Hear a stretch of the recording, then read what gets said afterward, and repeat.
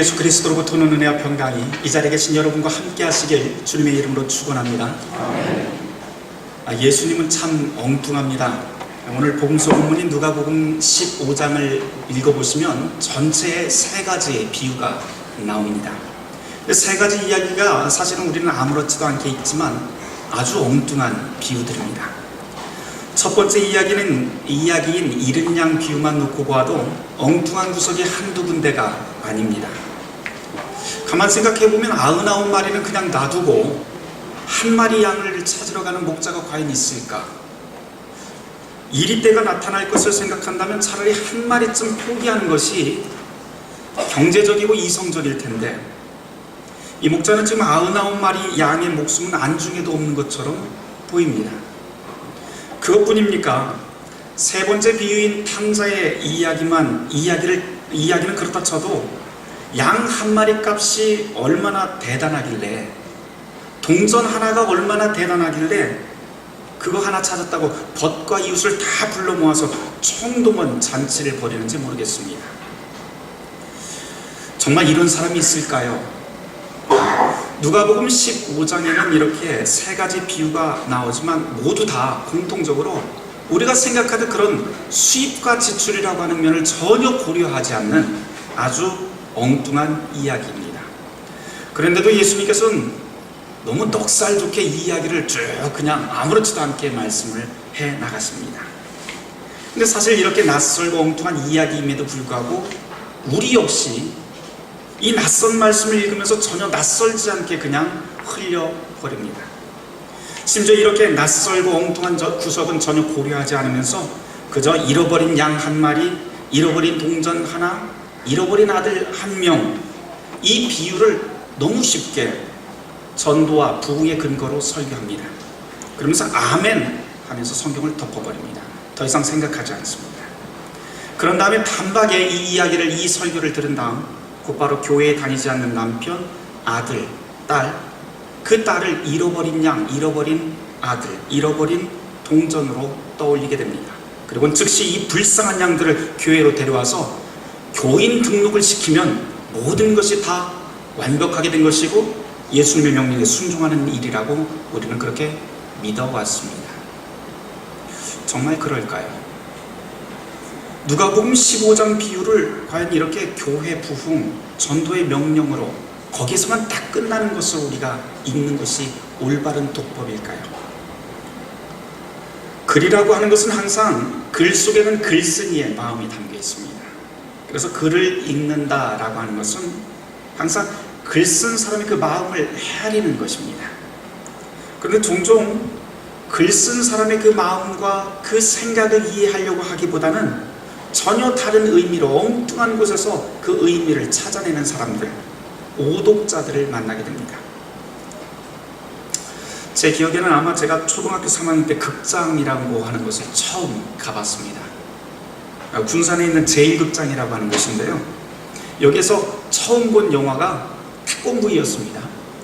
이 태권브이 보고 그 어린 마음에 그 다음에 제가 하늘을 나는 꿈을 점점 꾸기를 시작을 했습니다. 저만 그랬던 것이 아니라 우리 동네 제 또래 남자애들 모조리 다 태권브이가 되는 그런 꿈을 꾸었습니다. 그러면서 골목골목을 누비고 다녔습니다. 근데 얼마 지나지 않아서 극장에서 뭐가 상영이 됐냐면 슈퍼맨이 상영이 되었습니다. 그러자 여기저기 골목에서 빨간 보자기를 목에다 망토를 두른 아이들이 등장하기 시작을 합니다. 그런데 그때 유행처럼 번진 일이 하나 있었습니다. 뭐냐면은 초등학교 각 반에 남자애들 한두 명씩은 다들 깁스를 하든지 팔이 부러져서 그렇게 등교했던 일이 있습니다. 유행처럼 그렇게 번져나갔던 일이 있어요. 왜 이런 일이 생겼을까요? 간단합니다. 아이들이 영화 속의 슈퍼맨과 현실을 완전히 제대로 이해하지를 못했던 겁니다. 혼동하고 담벼락에 올라가서 망토 두르고 내가 슈퍼맨인 줄 알고 뛰어내리다가 그렇게 다리가 부러졌습니다. 영화는 영화지 현실은 아닙니다. 영화를 현실로 받아들이면 다리 부러집니다. 영화만 그럴까요? 성경도 마찬가지인 것 같습니다. 성경을 과학서적으로 이해하는 사람들도 있습니다. 그래서 성경을 과학서적으로 이해해서 창조과학회 같은 것도 만들고 어떤 사람들은 이 성경이 비밀스런 암호로 되어 있다고 생각을 하는 바람에 이 성경의 문자들을, 숫자들을 세어가면서 거기에서 종말의 날짜를 계산하는 사람들도 있습니다. 모두 다 오독의 결과에서 나온 겁니다. 그러다 결국 다리 부러지게 됩니다. 성경이라고 하는 것은 하나님의 마음입니다. 그렇다면 우리가 하나님의 마음을 알기 위해서는 한 구절만 딱 떼어내서 내가 감동받았어 라고 하면서 내 마음대로 해석할 것이 아니라 하나님이 이 마음을 품고 우리에게 주셨던 그 삶의 자리가 어떤 것이었는지, 왜 이 말씀이 나와야만 했었는지, 그것을 고민하는 것으로부터 우리는 성경을 읽기 시작해야 합니다. 그런데 이제껏 우리는 이 말씀을 두고 하나님의 마음이 무엇인지, 그 진실의 본래의 마음이 무엇인지 아무런 고민 없이 스스로 고민하지도 질문하지도 않고 그저 목사님 감동받은 대로 아무 생각 없이 아멘 하는 것을 우리는 순종이라고 여겨왔습니다. 존 캅이라고 하는 미국의 신학자가 있습니다. 이분이 미국 교회를 두고 이런 풍자의 말씀을 한 적이 있어요. 교회 주차장에 자동차를 파킹하면서 뇌까지 파킹하고 있다 라고 하는 풍자적인 말을 했습니다. 아무 질문도 없고 고민도 없는 기독교인들에 대한 풍자입니다. 그런데 이 풍자가 바다 건너 남의 나라 일 같지 않습니다. 성경을 보더라도 말씀을 듣더라도 제대로 읽고 제대로 들어야 됩니다. 자, 오늘 말씀으로 한번 들어가 보겠습니다. 이른 양 비유 한 가지만 놓고 우리가 한번 말씀을 묵상하려고 합니다. 오늘 이 비유는 말씀대로 당연한 이야기가 아닙니다. 아주 엉뚱한 이야기입니다. 여기는 양 100마리와 길 잃은 한 마리 양, 그리고 목자가 등장을 하죠. 근데 이 비유가 나온 상황을 한번 볼까요? 누가복음 15장 1절 2절 말씀이 그 상황이 나옵니다. 여기 보면 이렇게 나와 있어요. 모든 세리와 죄인들이 말씀을 들으러 예수님께 가까이 왔다. 그런데 세리와 죄인들만 있는 것이 아니라 2절에 보면 그 자리에 바리새인과 서기관도 있었다, 이렇게 설명합니다. 한 무리는 지금 세리와 죄인들이 예수님의 말씀을 듣기 위해서 찾아왔고, 또 다른 무리는 바리새인과 서기관들은 수군거리면서 꼬투리를 잡기 시작합니다. 그 후에 예수님께서 이 비유를 말씀하기 시작을 하셨죠. 그래서 이 비유에 나와 있는 이 주인공, 양 100마리 또는 양 한 마리가 누구를 지칭하는지 우리는 본문을 통해서 충분히 이해할 수 있습니다.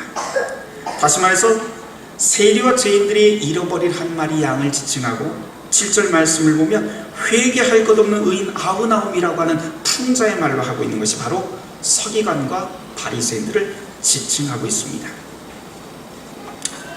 왜 이 지점에서 예수님께서 이런 말씀을 하셨는지, 바리새인과 서기관들이 그 당시에 어떤 역할을 하고 있었는지 좀 아셔야 됩니다.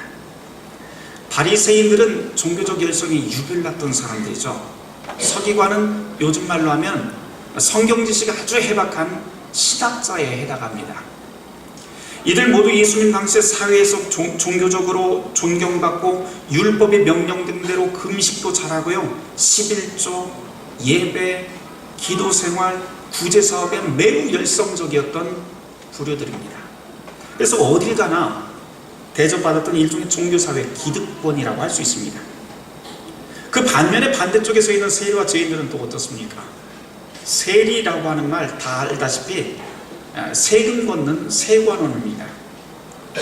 그런데 오늘날 세관원은 공무원이라 굉장히 좋은 직업이지만 이 당시에는 그렇지 않습니다. 우리나라도 일제시대를 겪었지만 이 당시에 세금을 걷던 조선인들, 우리 민족들이 세금을 걷으면 그 사람들은 동네에서 같은 동네 사람 취급하지 않았듯이, 바로 이 당시의 세리들도 민족의 고유를 뽑아서 로마 제국의 세금을 갖다 바치는 역할을 하던 직업입니다. 그런데 그냥 갖다 바치는 게 아니고요, 자기가 얼마만큼 세금을 빼앗느냐에 따라서 거기에서 비율을 정해서 자기의 몫을 떼어낼 수 있었다고 합니다. 그러니 그 당시 사람들이 볼 때 동네에서 세리 한 명이 있으면 그 사람은 민족의 고열을 빨아먹는 사람이고 반민족적이고 친로마적인 사람으로 아예 제껴놓고 생각을 했었습니다. 그래서 제정신 박힌 유대인들은 세례를 사람 취급하지 않았던 것이 이 당시 사회상입니다. 죄인은 누구일까요? 지금 이 시대의 죄인 그러면은 곧장 생각하는 것이 법원에서 무슨 판결을 받아서 범죄 행위를 한 사람들을 우리는 죄인이라고 말합니다. 근데 이 시대 기준은 좀 다릅니다. 당시 죄인이라고 분류된 사람들은 하나님의 율법이 규정한 율법을 지키지 않는 사람들을 죄인이라고 불렀습니다. 대표적으로 율법의 기본 중에 기본이라고 여겼던 것이 안식일 준수법입니다. 근데 안식일을 지키지 않는 사람들은 그냥 제쳐놓고 무조건 죄인이 되어버립니다. 그리고 성 안으로, 사람들이 살고 있는 그 성 안으로 들어올 수 없는 사람들이 또 율법에 규정되어 있었습니다. 그리고 사람들과 접촉해서 안 될 사람들을 있었는데, 이 모든 사람들, 율법에 규정된 이 모든 사람들을 총칭해서 죄인이라고 부릅니다. 구체적으로 예를 들면 매일 밤낮 없이 양을 쳐야만 했던 산 위의 목자들이 대표적이고요, 몸을 파는 창녀들, 그리고 문둥병자들이 대표적입니다. 이런 사람들이 지금 예수님의 말씀을 듣기 위해 가까이 나옵니다. 그러자 사회 주리이고 기득권층이었던 바리새인과 서기관들이 이런 냄새나는 죄인들과 식사를 함께하는 예수를 보고 의심 어린 눈초리로 쳐다보기 시작합니다. 율법에 따르면, 바리새인과 서기관들이 알고 있는 율법에 따르면 지금 이 사람들은 모두 다 냄새나고 더럽고 사회에서 격리시켜야 될 대상들입니다. 바로 죄인들이기 때문이죠. 그러나 예수님의 기준은 어떻습니까? 예수님의 기준은 완전히 다릅니다. 예수님은 지금 겉모습으로 판단하지 않습니다. 오히려 그 반대로 예수님은 죄인으로 낙인 찍혀있는 이 사람들을 불쌍히 여기고 그 사람들을 더욱더 가까이 오게 만듭니다. 그리고 그들의 편을 서십니다. 왜 예수님이 이런 행동을 했을까요? 사회 주류층에 따라서 그냥 좋은 게 좋다고 그렇게 넘어갔으면 좋을 텐데 예수님은 전혀 반대되는 행동을 합니다. 우리는 이 비유를 읽으면서 한 가지 중요한 질문을 아직 던지지 않았습니다. 왜 한 마리의 양이 100마리의 양이라고 하는 그 안에서, 그 무리에서 이탈을 했을까? 라고 하는 질문을 아직 우리는 던져보지 않았습니다. 다른 말로 하자면, 이 비유를 우리의 이야기로 바꿔보자면, 왜 죄인이라고 부르는 이 사람들은 주류 사회에서 죄인의 낙인이 찍혔을까? 라고 하는 걸 우리는 아직 이 성경을 통해서 묻지를 않았습니다.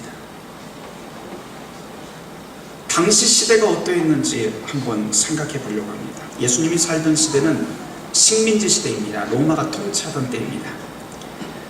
우리 역사의 일제시대와 마찬가지로 당시 유대인 가운데 힘없는 사람들, 백없는 사람들은 다 빼앗기는 시대입니다.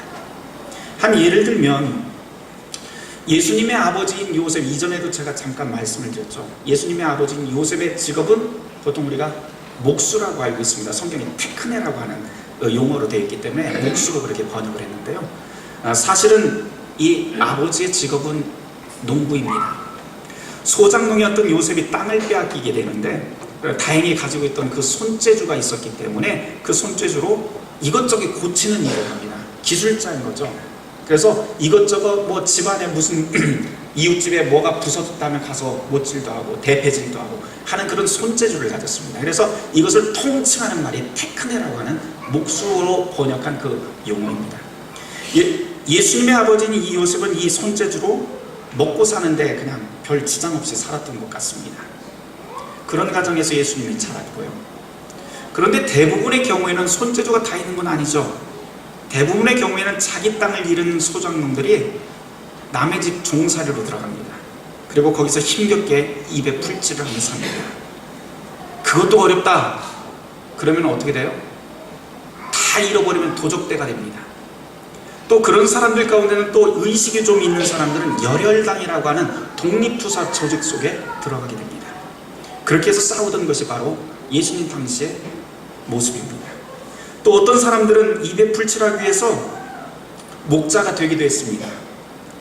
남의 집 양떼 몰고 산 위로 올라가서 풀을 뜯어먹이는 직업이죠. 이런 경우에 목자는 안식일을 지키고 싶어도 지킬 수가 없게 됩니다. 이유는 뭘까요? 사람들 다 안식을 지키러 가면은요, 양은 누가 먹입니까? 먹이는 사람이 있어야 되잖아요. 그래서 유대인들은 안식일을 지키기 위해서 자기 사회 계층에서 가장 약자라고 칭했던 사람들에게 그 사람들 고용해서 안식일에 양을 먹이는 일을 맡기게 됩니다. 그래놓고는 거기까지는 괜찮은데, 그래놓고는 내가 고용한 저 목자들은 안식일을 지키지 않기 때문에 뭐가 됩니까? 곧바로 죄인이라고 하는 율법의 다리를 찍어버립니다.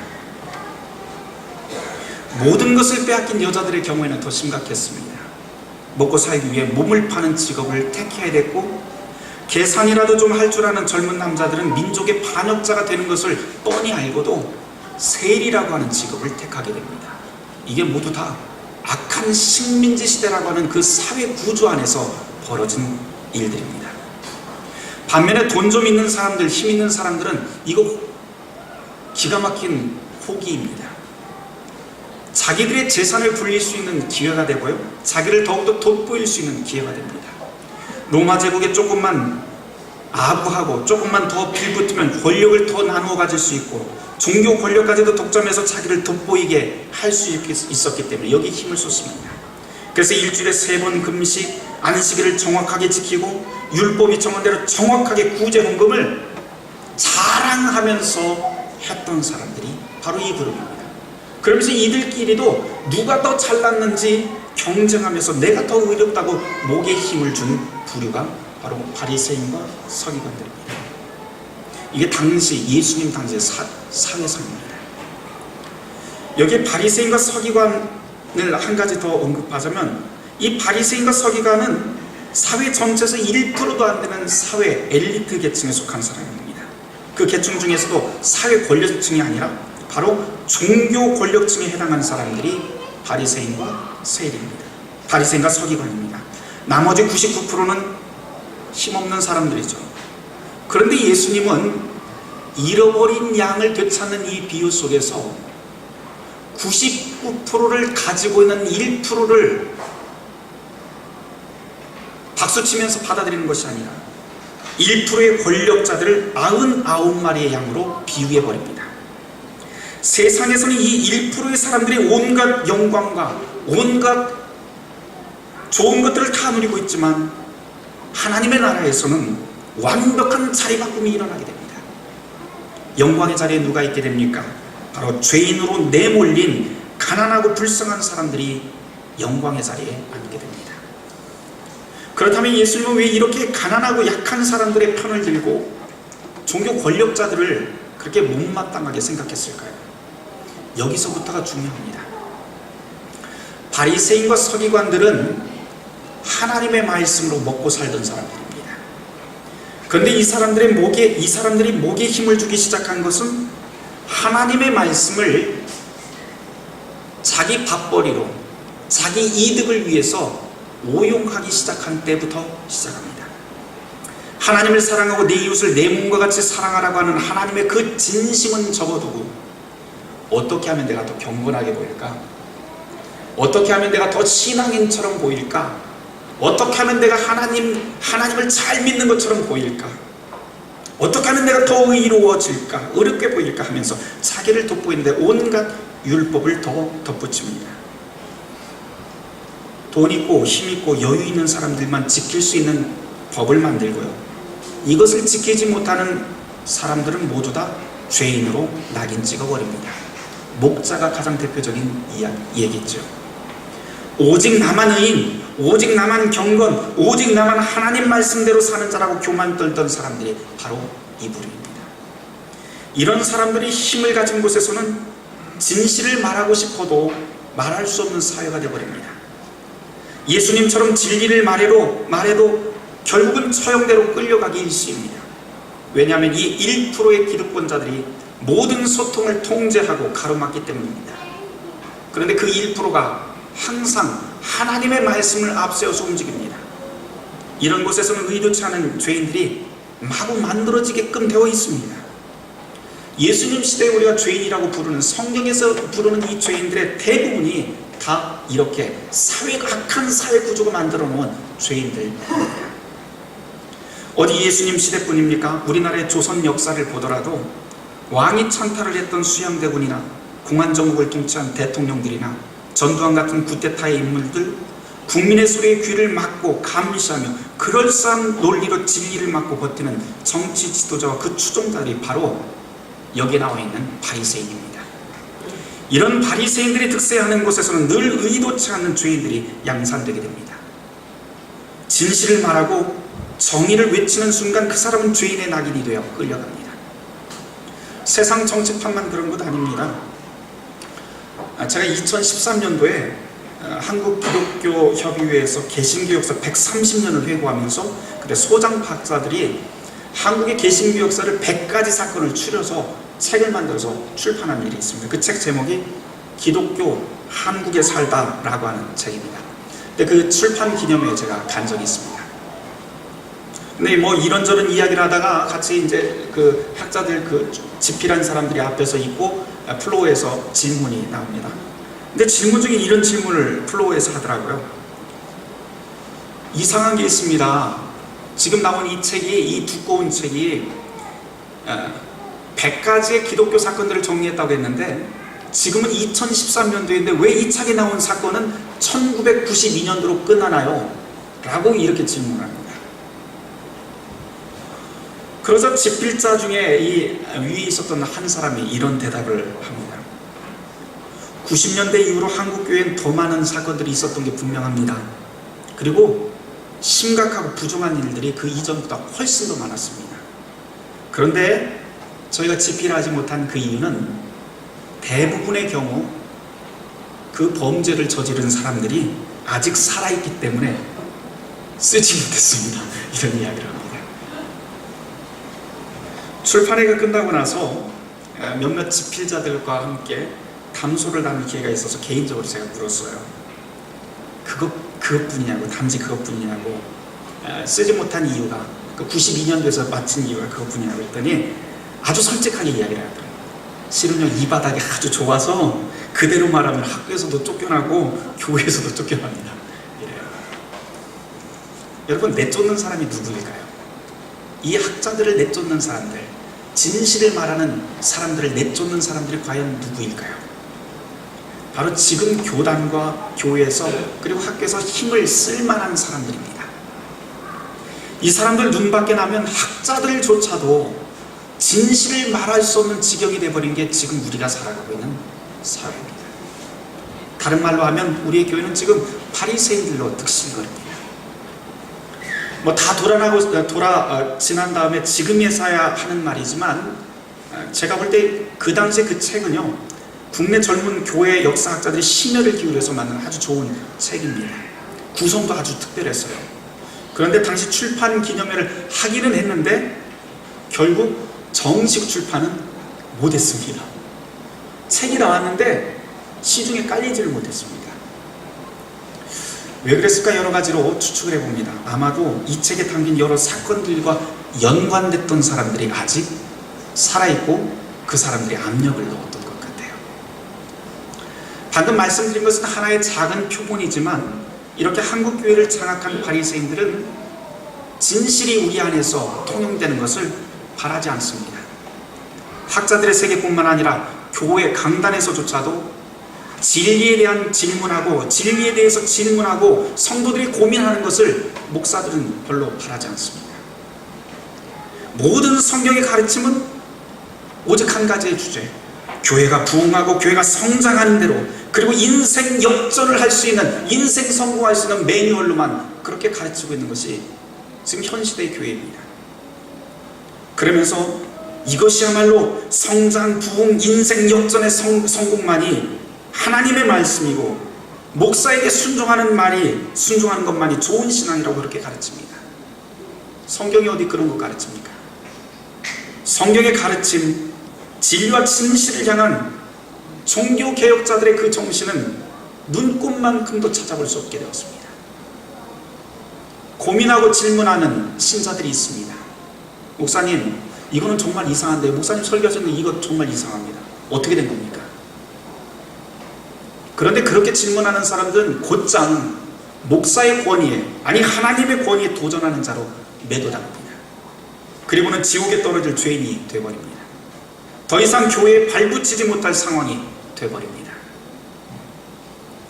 요즘 가나안 교인, 거꾸로 가나안을 거꾸로 하면 안나가입니다.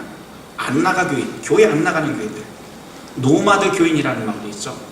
노마드라고 하는 것은 초원을 찾아 돌아다니는 나그네, 유목민들을 뜻합니다. 가나안 교인, 안나가 교인, 또 노마드 교인들이 자꾸만 늘어나고 있습니다. 이유가 어디 있을까요? 바로 여기 있습니다. 오늘 복음서 말씀을 다시 봅니다. 예수님은 지금 힘이 없어서 세상에서 살고 싶어도 내몰려버리는 사람들, 더 이상 기댈 곳이 없어서 찾아온 절망하는 사람들, 그 편에 서서 그들을 다독여 주시고 변화합니다. 왜요? 그 죄인을 바로 악한 세상이 만들어냈기 때문입니다. 목자는 의지할 것 없는 죄인들을 찾아가고 잔치를 벌입니다. 이 대목은 세상이 이해 못할 일입니다. 한 마리 양 그거 얼마나 값이 나간다고 온 동네 잔치를 벌이겠습니까?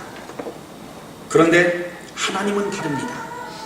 무리에서 이탈할 수밖에 없었던 그 한 마리 양이 온 천하보다도 더 귀하다고 주님은 선언하십니다. 사랑하는 성도 여러분, 이것이 복음입니다. 그리고 오늘 이 본문에서 아주 작지만 또한 낭낭한 주님의 음성을 한 가지만 더 들어보고 마치려고 합니다.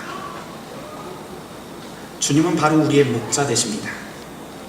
그렇다면 주님의 이 말씀을 통해서 주님이 한 마리 양을 찾아가시는 그 목자의 그 음성을 통해서 이제 주님은 우리에게 이렇게 말씀하고 있는 것 같아요. 이제 네가 목자가 되어라. 힘없는 자의 편이 되어주고 네가 목자가 되어라. 냄새나는 자의 고름을 닦아주고 네가 목자가 되어라. 말 못할 사람들의 아픔을 바로 네가 변호해 주어라. 이것이 예수님의 복음이고 명령입니다. 오늘 우리 교회가 해야 할 일이 바로 이런 것이 아닐까요? 교회는 죄인을 만드는 것이 아닙니다. 교회는 용서하고 위로하고 품어주는 것입니다. 그렇게 교회는 누구든지 들어올 수 있는 하나님의 집이고, 교회는 여기 있는 모든 사람들이 누구든지 약한 자의 편에서 그들을 위로하고 변화하고 눈물을 닦아줄 수 있는 힘을 공급하는 것이 교회입니다. 사랑하는 성도 여러분, 오늘 이 시간 더 이상 기댈 곳이 없어서 혹시 이 예배에 찾아오셨습니까? 그렇다면 잘 찾아오셨습니다. 주님이 바로 여러분들의 편을 들고 위로하고 토닥여 주실 것입니다. 우리의 목자 되신 그리스도 예수 이름으로 다시 한번 제가 권면합니다. 오늘 이 자리에 있는 저와 여러분들이 힘없고 약한 자들의 편이 되는 하나님 나라의 작은 목자들이 되시길 주님의 이름으로 축원합니다. 모든 지각에 뛰어난 하나님의 평강이 그리스도 예수 안에서 너희의 마음과 생각을 지키시리라. 아멘.